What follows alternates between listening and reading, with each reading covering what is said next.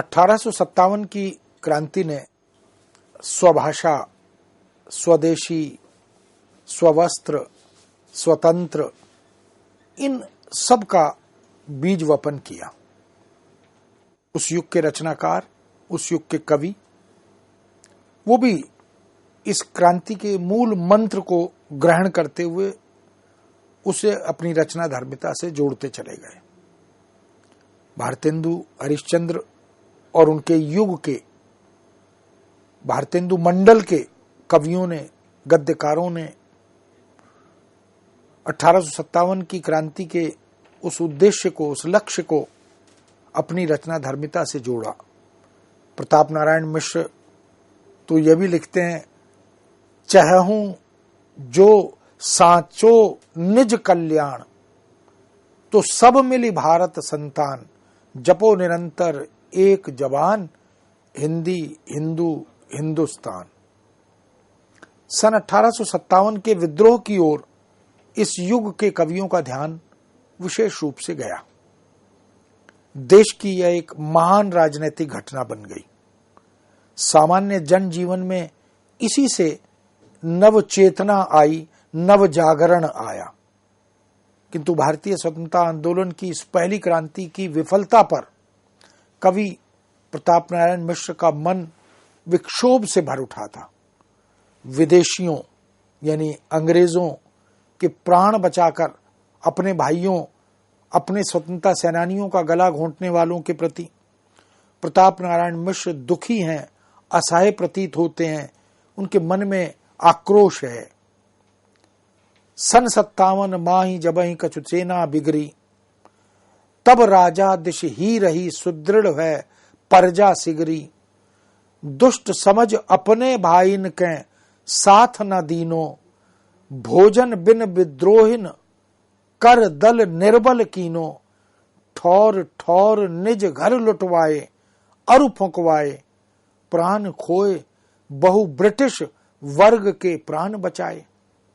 यह ब्रिडेला स्वागत नाम से उन्होंने जो कविता लिखी, जो रचना लिखी, उसमें हम देख सकते हैं प्रताप नारायण मिश्र उन भारतवासियों के प्रति कितने दुखी हैं जिन्होंने अंग्रेजों की सहायता की और अपनी आजादी के स्वतंत्रता सेनानियों के विरुद्ध एक प्रकार से अपनी भूमिका निभाई। 1857 का विद्रोह वास्तव में एक सैनिक विद्रोह था। इस संग्राम को सामंती असंतोष तथा प्रतिक्रिया के रूप में देखा जा रहा था।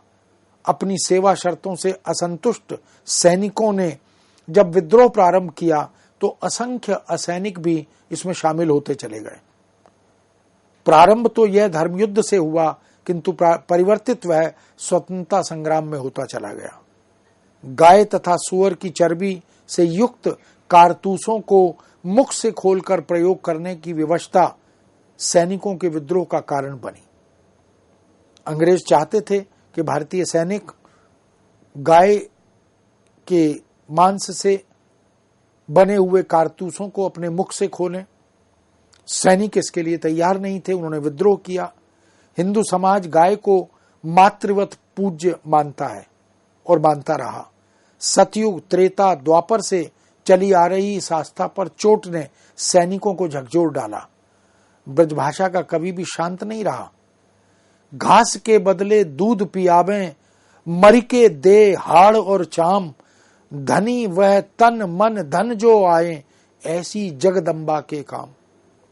इस जगत माता, इस धरती के काम अगर हमारा ये प्राण, हमारा ये शरीर आता है, हमारा देह आता है, तो वो गौरवान्वित होते हैं।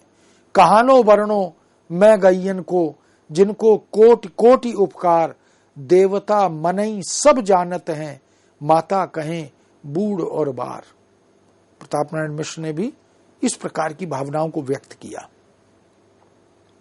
ब्रजभाषा में लिखने वाले इस युग के लगभग हर कवि ने गोवंश रक्षा की भावना को प्रेरित किया, पोषित किया। भारत दुर्दशा ने अनेक लेखकों, कवियों को उनकी लेखनी चलाने के लिए बाध्य किया। भारतेंदु ने भी, प्रताप नारायण मिश्र ने भी, और इसी प्रकार भारतेंदु मंडल के अनेक रचनाकारों ने इसी शीर्षक से नाटक लिखे, कविताएं लिखी, निबंध लिखे।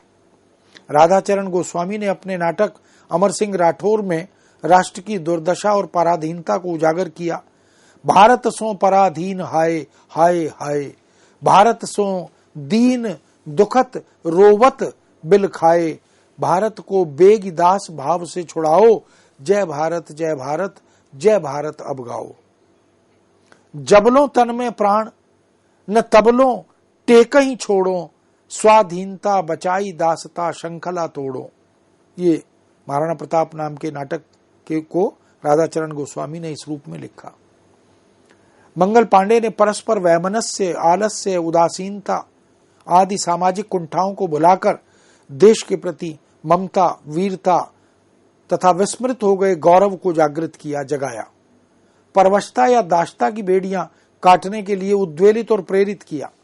भारतीयों को स्मरण दिलाया कि कभी वे स्वतंत्र थे और क्षेत्रीयता या विभक्ति के इस दौर से मुक्त थे, इसीलिए हम आर्य कहलाते थे। उन्होंने अपने भीतर की शक्ति को पहचानने का आह्वान किया। इसी भाव को भारतेंदु हरिश्चंद्र ने नील देवी नाटक में उजागर किया। धिक तिन कह जे आर्य, होई जवनन को चाहे, धिक कह जे इन सो कछु संबंध निभावे, उठाऊं वीर तलवार खींच, मारहूं घन संगर, लोह लेखनी लिखाऊं आर्य बल जमन हृदय पर। छह में नासही आर्य, नीव जबनन के अरि छय, कहूं सबे भारत जय भारत जय भारत जय। नीलदेवी नाटक भारतेंदु हरिश्चंद्र का बहुत महत्वपूर्ण नाटक राष्ट्रीय चेतना को लेकर हमारे सामने उपस्थित हुआ। राधा कृष्ण दास महाराणा प्रताप नाटक के माध्यम से लिखते हैं, पराधीन है कौन चहे, जीवो जग माही, जो पहिरे दा सत्व श्रृंखला, निज पग माही। तुलसी ने भी कहा था, पराधीन सपने सुख नाही। और जो पराधीन होता है वो कौन पराधीन होकर जीना चाहता है। एक दिन की दासता अहे शत कोटि नरक सम, पल भर को स्वाधीन पनो स्वर्गहु ते उत्तम। पल भर की स्वाधीनता स्वर्ग से भी उत्तम है। उस समय प्रत्येक भारतीय यह महसूस करने लगा था कि इंग्लैंड का शासन हम पर सुदृढ़ है और हमारे देश की धन दौलत अब लूटी जा रही है। ईसाई धर्म के प्रचार हेतु धर्म प्रचारकों को पर्याप्त सुविधाएं दी जा रही थीं। 1856 के धार्मिक विकलांगता अधिनियम, जिसको रिलीजियस डिसेबिलिटी एक्ट के रूप में हम जानते हैं, हिंदू रिवाजों प्रथाओं में आशोधन कर दिया गया था। धर्म परिवर्तन, ईसाई धर्म धारण करने पर भी गैर ईसाई पिता की संपत्ति पर पूर्ण उत्तराधिकार का कानून भारतीय मानसिकता को घायल कर रहा था। सैनिकों के लिए समुद्र पार सेवा करना अनिवार्य कर दिया गया था। वेतन, भत्ते, पदोन्नति, इन सब के अवसर असंतोषजनक हो गए थे। सुअर या गाय की चर्बी वाले नए कारतूस जो नई रॉयल एनफील्ड राइफल में प्रयुक्त होते थे, और इन कारतूसों की टोपी सैनिकों को दांतों से अपने मुख से खोलनी या हटानी पड़ती थी, यह भी विद्रोह का कारण बना। मंगल पांडे एक ब्राह्मण सैनिक थे और बगावत स्वरूप उन्होंने देश के सैनिकों की हत्या अंग्रेजों ने जो की थी उसके विरुद्ध आवाज उठाई। 2 अंग्रेज सैनिकों की हत्या उन्होंने इसी परिणाम स्वरूप की थी। बाद में मंगल पांडे पर मुकदमा चलाकर फांसी की सजा सुनाई गई। 10 मई 1857 को मेरठ में 3री कैवेलरी रेजिमेंट के सैनिकों ने चर्बी युक्त कारतूसों को छूने से इनकार कर दिया और बगावत खुलेआम प्रारंभ हो गई थी। इन विद्रोही सैनिकों ने दिल्ली की ओर कूच किया और मुगल सम्राट बहादुर शाह जफर द्वितीय को हिंदुस्तान का सम्राट घोषित कर दिया। परिणामतः देश के अनेक हिस्सों में विद्रोह फैल गया। ब्रज प्रदेश ही नहीं, पूरे भारत का ब्रजभाषा साहित्य एवं साहित्यकार इस क्रांति से प्रभावित हुए। आगे चलकर नाना साहिब, धोंदू पंडित, तात्या तोपे, महारानी लक्ष्मीबाई इस विद्रोह को नेतृत्व देने वाले मंगल पांडे के साथ शामिल हो गए। बेगम हजरत महल, कुंवर सिंह, मौलवी अहमदुल्ला, शहजादा फिरोज शाह, खान बहादुर खां ऐसे बहुत से शूरवीरों ने भी इस विद्रोह में रचनात्मक भूमिका निभाई। 1857 की क्रांति तथा गांधी जी के असहयोग आंदोलन ने ब्रजभाषा काव्य में चरखा, तकली, तिरंगा, खादी, स्वराज्य, स्वभाषा, स्वदेशी, इन सब को भी महत्व दिया और स्थान दिया। गंगा प्रसाद शुक्ल सनेही, जगदम्बा प्रसाद मिश्र हितैषी, ठाकुर उल्फत सिंह निर्भय, बालकृष्ण शर्मा नवीन, वियोगी हरि, ऐसे अनेक कवि ब्रजभाषा में राष्ट्रीय चेतना का बिगुल बजाने लगे। शासन की अनीति के प्रति विद्रोह का यह स्वर पंडित नाथुराम शर्मा शंकर की कविता में भी उभर आया। नेकहूं रहो न न्याय वर्तमान शासन में, नेकहूं रहो न न्याय वर्तमान शासन में, उग्रता अनीति को न मोपे सही जाती है। वियोगी हरि ने वीर सत्सई में अनेक वीरों की प्रशस्ति की, चाहे पौराणिक वीर भीष्म और अभिमन्यु हो, या ऐतिहासिक वीर महाराणा प्रताप, छत्रपति शिवाजी या छत्रसाल हो, वीरांगना दुर्गावती हो, या 1857 की क्रांतिवीर महारानी लक्ष्मीबाई हो। सभी की यशोगाथा, सभी के स्वातंत्र चेतना बोध को कवियों ने ब्रजभाषा के माध्यम से उजागर किया, उद्घाटित किया। कवि सच्चे सपूत की परिभाषा देते हुए लिखते हैं, वीर सत्सई में वियोगी हरि ने लिखा, करे जाति स्वाधीन जो सांचो सोई सपूत, यों तो कहूं केते नहीं कायर कूर कपूत। क्रांति का स्वर भी कविता में उतरा। भरियो रक्त नहीं जिन द्रगन देखी आत्म अपमान, क्यों ना बिंधे तिन में बिंधे शूल विषम विषबान। दुलारेलाल भार्गव कवि ने तो स्वतंत्रता संग्राम और उसकी प्राप्ति के मूल मंत्र को हिंदू मुस्लिम एकता के साथ जोड़कर देखा। हिंदू जबन प्रयाग में गंग जमुन समधाय, मिले छिपी स्वाधीनता सुर सतिसी दरसाए। पंडित किशोरीदास वाजपेयी ने भी क्रांति की विफलता देख देश की दुर्दशा पर चिंता व्यक्त की।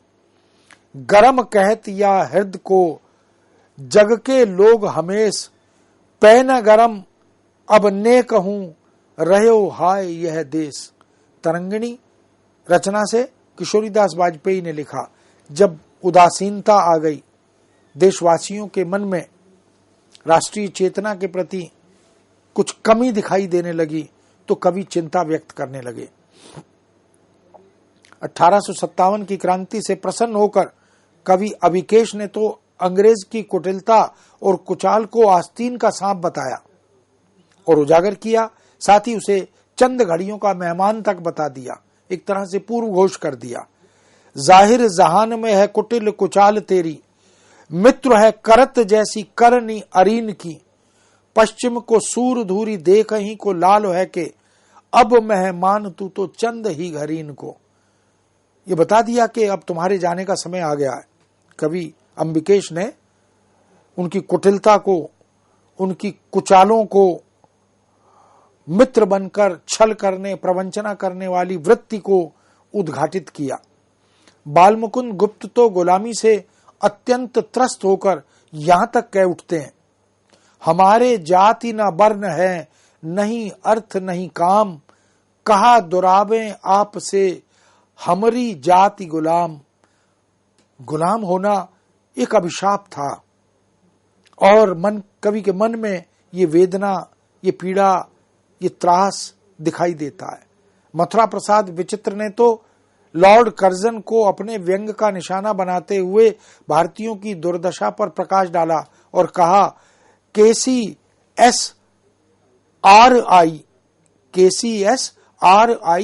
व्यर्थ का पुछल्ला बांध, पल्ला खोल लोगों का करोड़ों धन ले गए, बाकी जो रहे सो अकल मंदन के बंधन में, लंदन में जाए छल चंदन चले गए।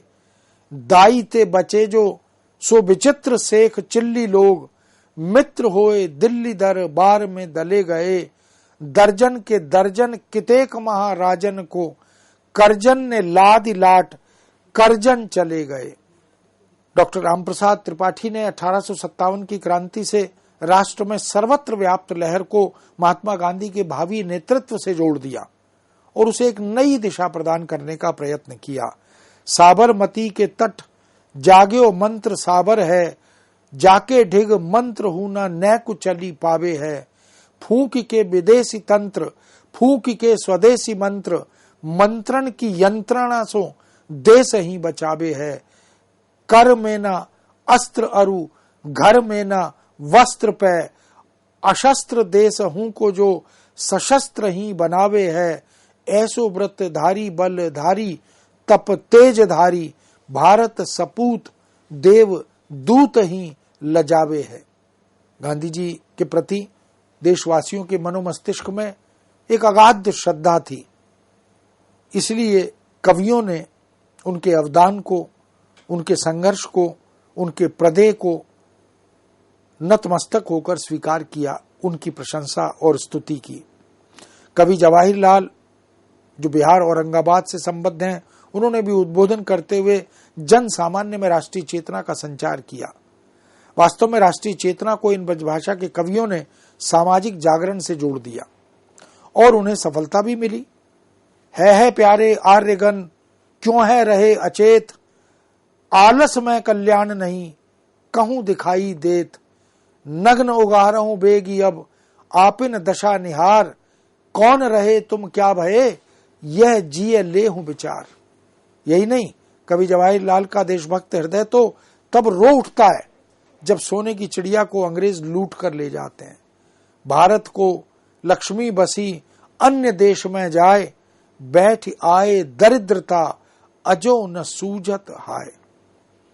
भारतीयों ने अंग्रेजों के, तुर्की के तथा आतताई मुसलमानों के बहुत अत्याचार सहे। 1857 की क्रांति उन्हीं अत्याचारों के प्रति विद्रोह स्वरूप उमड़ी।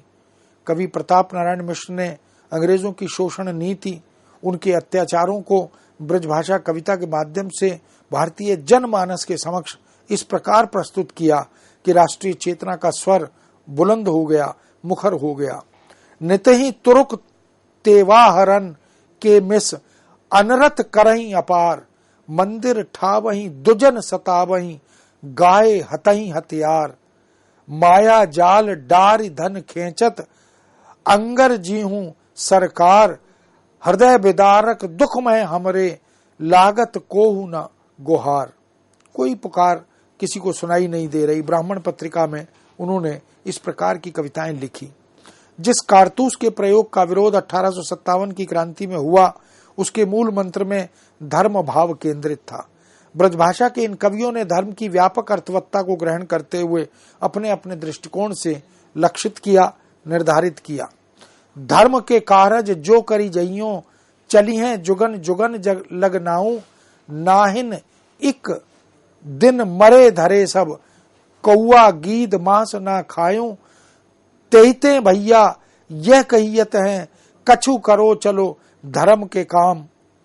इस प्रकार प्रेमघन बद्रीनारायण चौधरी ने भी जन्मभूमि प्रेम, मंगल आशा, भारत बधाई, आनंद अरुणोदय, आर्य अभिनंदन ऐसी अनेक शीर्षकों से राष्ट्रीय चेतना परक कविताओं को लिखा, व्यक्त किया। जन्मभूमि प्रेम के अंतर्गत तो वो यहाँ तक कहते हैं, जन्मभूमि सो ने और ममता जग जीवन, दियो प्रकृति जिहि कबहु न कोऊ, करी सकत उल्लंघन। यही नहीं, वे तो यहाँ तक भी कहते हैं, जन्म भूमि हित के हित चिंता जा ही नाही। तिह जानो जड़ जीव प्रगट मानव तन माही। जन्म भूमि दुर्दशा निरख जाको ही कातर। होय न अरु दुख सोचन में ताके निस्बासर। रहत न तत्पर जो ताको मुख देखऊं पातक। नर पिशाच सो जननी जन्म भूमि को घातक। ऐसे लोगों को नर पिशाच बताया, जननी जन्म भूमि के लिए घातक बताया, और यहां तक कहा कि जिनके मन में राष्ट्रीय चेतना, राष्ट्रीय भक्ति, स्वातंत्र बोध नहीं है, उनके मुख को देखने से तो पातक यानी पाप लगता है, इसलिए सावधान रहने की आवश्यकता है। इस तरह धीरे धीरे एक क्षेत्र विशेष से जन्मी इस क्रांति ने क्षेत्रीयता को लांघा, पूरे देश में जगह बनाई। धार्मिकता की रक्षा के संकल्प ने राष्ट्र धर्म को उजागर कर दिया। 1857 की क्रांति के गायक और नायक मंगल पांडे के साथ पूरा देश जुड़ता चला गया। कवि, शायर, राजनेता, समाज सुधारक, शिक्षक, जन समुदाय सभी ने मिलकर आजादी की बुनियाद को सशक्त बनाया, मजबूत बनाया, अडिग बनाया। हिंदी कविता में ब्रजभाषा के बाद खड़ी बोली में भी अनेक कवियों ने इस क्रांति और क्रांतिवीरों को अपनी कविता की विषय वस्तु बनाया। राजस्थान, पंजाब, बिहार, उत्तर प्रदेश, दक्षिण भारत, कश्मीर, यहाँ तक के इस क्रांति के बिगुल नाद को उनकी कविताओं में हम सुन पाते हैं। यही स्वर द्विवेदी युग से होता हुआ भारतेंदु युग, महावीर प्रसाद द्विवेदी युग, छायावाद यहाँ तक आया। तभी तो प्रसाद हिमाद्रि तुंग शुंग से प्रबुद्ध शुद्ध भारती, स्वयं प्रभा समुज्ज्वला स्वतंत्रता पुकारती। या प्रसाद ने अपने नाटकों में भी इस प्रकार के अनेक गीतों का सृजन करते हुए इसी भावना को उद्घाटित किया। इस तरह मित्रों हम देख सकते हैं कि 1857 की क्रांति वह उस युग के, उस समय के ब्रज भाषा के और अन्य भारतीय भाषाओं के कवियों का मुख्य विषय बना। उन रचनाकारों ने, उन कवियों ने इन क्रांतिकारियों के प्रति अगाध श्रद्धा व्यक्त की, नतमस्तक होकर कृतज्ञता ज्ञापित की कि उन्होंने देश की आजादी का यह जो बीज वपन किया, उसका परिणाम है कि आगे चलकर लगभग 90 वर्ष बाद यानी 1947 में यह देश आजाद हुआ। पहले हम मुगलों की आतताई शक्तियों से मुक्त हुए और फिर उसके बाद अंग्रेजों से हमें मुक्ति प्राप्त हुई। 1857 की इस क्रांति का जो प्रदेय है, उसकी जो भूमिका है, इन कवियों ने अपनी कविताओं के माध्यम से, गद्यकारों ने गद्य रचनाओं के माध्यम से इन सब के प्रति कृतज्ञता ज्ञापित की। अपनी काव्यमयी भावनाओं से राष्ट्र के प्रति इस स्वातंत्र चेतना का स्वागत, अभिनंदन किया और एक प्रकार से आह्वान किया समस्त भारतवासियों का कि वो इस आंदोलन से जुड़ें और हम अपने देश को आज़ाद कराएं। और आज़ादी का यह सपना आगे चलकर 1947 में पूरा हुआ। इसलिए हम कृतज्ञता पूर्ण अपनी भावनाओं को 1857 की क्रांति के उन नायकों के प्रति व्यक्त करते हैं, समर्पित करते हैं। मित्रों, इस विषय को यहाँ विराम देते हैं। पुनः नए विषय के साथ आपके समक्ष उपस्थित होंगे। आज्ञा दीजिए। नमस्कार।